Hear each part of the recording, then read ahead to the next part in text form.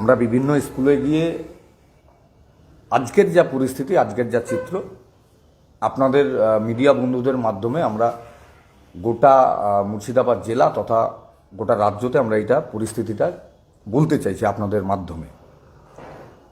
বহরমপুর শহর সংলগ্ন যে স্কুলগুলো রয়েছে, কৃষ্ণনাথ কলেজিয়েট স্কুল 900 টাকা ভর্তি ফিস নিচ্ছে, ICI Gorabazar 850, Goaljan girls high school 500, boys 600, Kodla Bijoy Krishna 550, Hatinagar 570, Nimtala 600।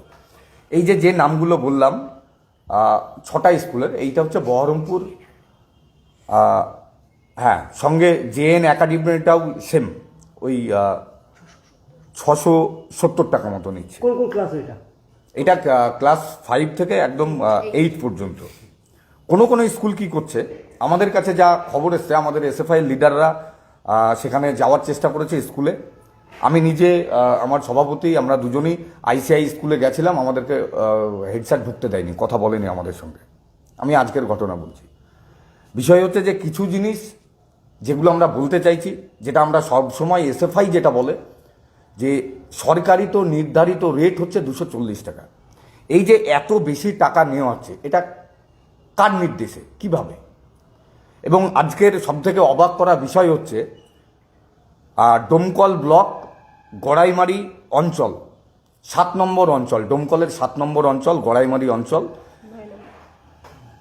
সাদিখার দিয়ার গার্লস জুনিয়র হাই মাদ্রাসা, যেখানে 300 ছাত্রছাত্রী, মানে ছাত্রী, যেহেতু গার্লস ওটা, ছাত্রীরা পড়াশোনা করতো। আজকের ডেটে দাঁড়িয়ে শুধুমাত্র ভর্তি ফিস এবং সেখানে টিচার নেই, এই কারণে আজকে ওই স্কুলটা বন্ধ হলো আজকের।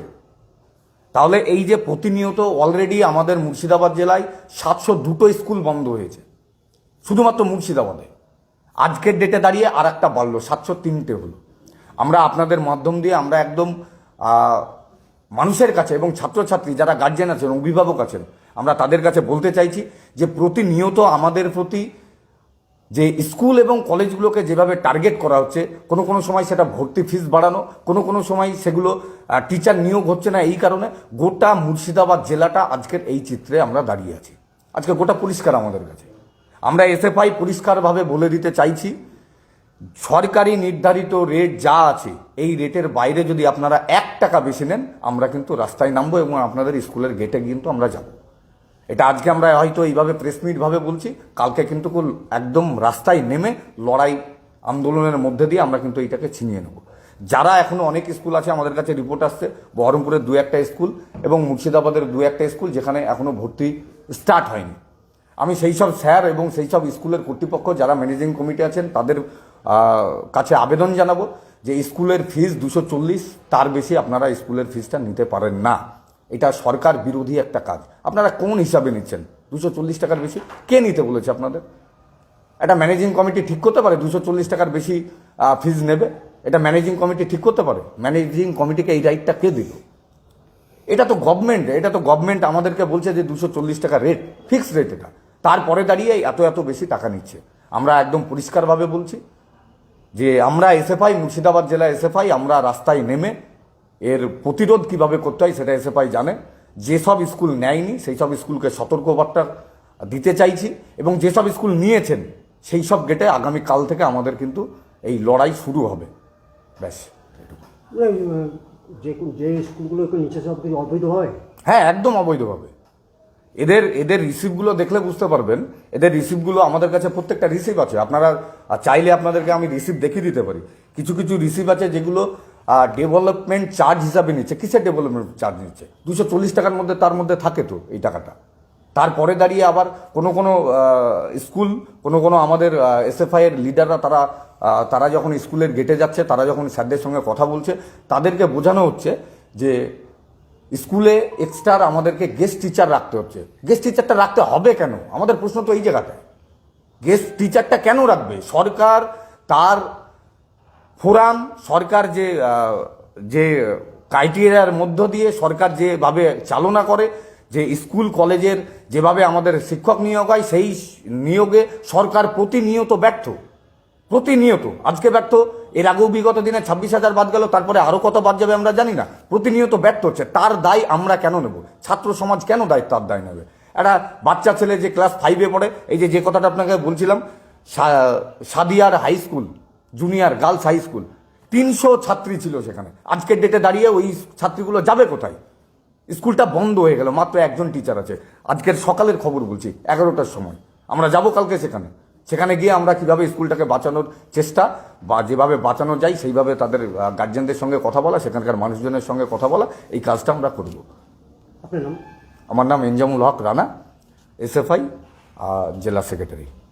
আচ্ছা, এই যে স্কুলগুলো নিচ্ছে, স্কুলগুলোর দায়িত্বে যে ডিআই মুর্শিদাবাদ, তার সঙ্গে আপনারা কোনো রকম কথা বলেছেন? মানে তিনি কি অবগত এই বিষয়গুলো নিয়ে?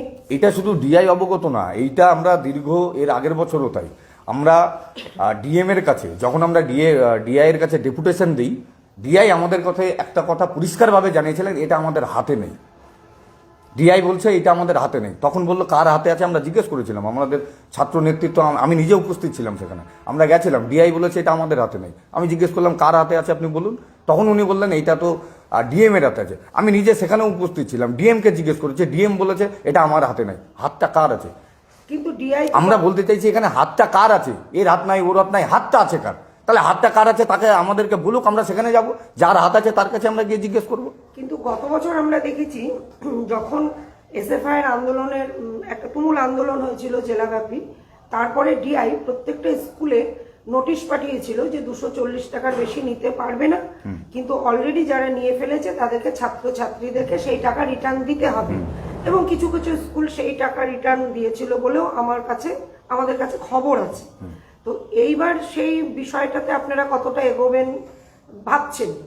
না, এগোবো বলতে দেখুন, আমরা তো যেটা স্কুলকে এবং মিডিয়া যারা এসছে আপনাদের মাধ্যম দিয়ে আমরা এটা বলার চেষ্টা করলাম যে 240-এর বেশি ফিজ আপনারা নিতে পারবেন না। এরপরেও যদি 240-এর ফিজ এই যে স্কুলগুলো নিয়েছে, কাল থেকে আমরা আমাদের মতো চেষ্টা করব। যদি এইটা না হয় আমরা ডিআই এর কাছে ডেপুটেশন দেবো। ডিআই যদি না মানে তাহলে আমরা ডিএম এর কাছে ডেপুটেশন দিতে বাধ্য থাকবো, এবং রাস্তায় যেভাবে আমাদের এইটাকে ঠিক জায়গায় আমাদের যেভাবে নিয়ে যাওয়া দরকার আমরা সেই চেষ্টা করব, এবং ছাত্রছাত্রী আমাদের সঙ্গে আছে এবং অভিভাবক। একদম একদম। আচ্ছা, গত বছর যখন এত আন্দোলনের পরে ডিআই এর নির্দেশ দিয়েছিল, সেই জিনিসটা আমার পুনরাবৃত্তি এবছর ঘটছে, এটা থেকে আপনারা কি মনে করছেন? পুনরাবৃত্তি হচ্ছে, এই কারণটা প্রশ্নের জায়গাটা বারবার আমাদের কাছেও, আমরা যখন জিজ্ঞেস করছি যে প্রত্যেক বছর এই জিনিসটা, আমাদেরকে প্রত্যেক বছর স্কুল ফিজ নিয়ে নামতে হচ্ছে। এর আগের বছরও নেমেছিলাম, এই বছরও নামছি। কারণ হচ্ছে একটাই, যে স্কুলের শিক্ষক নিয়োগ হচ্ছে না। স্কুলের শিক্ষক নিয়োগ না হলে স্কুলগুলো, এই যে বলছিলাম, বন্ধ হয়ে গেল স্কুল। গোটা মুর্শিদাবাদে 7,702 স্কুল বন্ধ হয়েছিল, আজকের ডেটে একটা বাড়লো, 3টে হলো। তাহলে স্কুলগুলো বন্ধ হচ্ছে। স্কুলগুলোর যারা কর্তৃপক্ষ, যারা পরিচালন সমিতি, যাদের আমাদের নাম দিই, যেগুলো ভোটে নির্বাচন হয়, সেখানে ভোট হয় না, এখন তো ইলেকশন হয় না, সেটা সিলেকশন হচ্ছে। এবং এই যে যারা মাথায় বসে আছে, এই মাথার মানুষগুলো এরকম করছে। স্কুলকে, কোনো স্কুলকে, হেড স্যারকে প্রেসারাইজ করছে যে না আপনাকে এই টাকা বেশি নিতে হবে, যার কোনো রিসিভ দিচ্ছে না।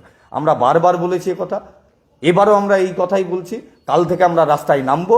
যদি এই টাকা ফেরত না দেওয়া হয়, বা এই যেসব স্কুলগুলো এখন পর্যন্ত ভর্তি নেওয়া শুরু করেনি, যেসব স্কুলগুলো আগামী দিনে ভর্তি, কাল থেকে পরশু দিন থেকে হয়তো আবার ভর্তি প্রক্রিয়া শুরু করবে, সেই সব স্কুলগুলোকে আমরা বলতে চাইছি যে আপনারা 240-এর বেশি ভর্তি ফিজ নিতে পারবেন না। এটা আমরা পরিষ্কারভাবে বলছি। আচ্ছা, আরেকটা জিনিস এবার লক্ষ্য করা যাচ্ছে, বিভিন্ন স্কুলে আগে নোটিশ বোর্ডে নোটিশ দেওয়া হতো এত তারিখ থেকে ভর্তি, এত টাকা এই ক্লাসের ভর্তি ফি, কিন্তু এবার আমরা যখন সেই জিনিসগুলো যাচ্ছি স্কুলে, দেখা যাচ্ছে স্কুলের দেওয়ালে কোনো রকম নোটিশ থাকছে না। এখন হোয়াটসঅ্যাপে প্রত্যেকটা স্কুলের বিভিন্ন গ্রুপ হয়েছে, ক্লাস 5-এর একটা গ্রুপ, গার্জিয়ানদের, ক্লাস 6-7 প্রত্যেকটা ক্লাসের। এবছর বেশিরভাগ স্কুলই ওই গ্রুপে নোটিশ দিয়ে দিচ্ছে। এই বিষয়টা কি আপনাদের আন্দোলনের ফলে ওরা চুপচাপ করতে চাইছে? একদম একদম একদম একদম ঠিক। তার কারণ হচ্ছে যে এইটা প্রত্যেক বছর যখন দেখছে যে এসএফআই রাস্তায় নামছে, এসএফআই স্কুল গেটে গিয়ে বলছে 240-এর বেশি আপনারা ফিজ নিতে পারবেন না, তখন কোনো না কোনো জায়গায় থেকে পরিচালন সমিতি বা স্কুলের যারা পরিচালনা করছেন তাদের মাথায় কোনো না কোনো একটা জায়গায় ভয় ঢুকছে।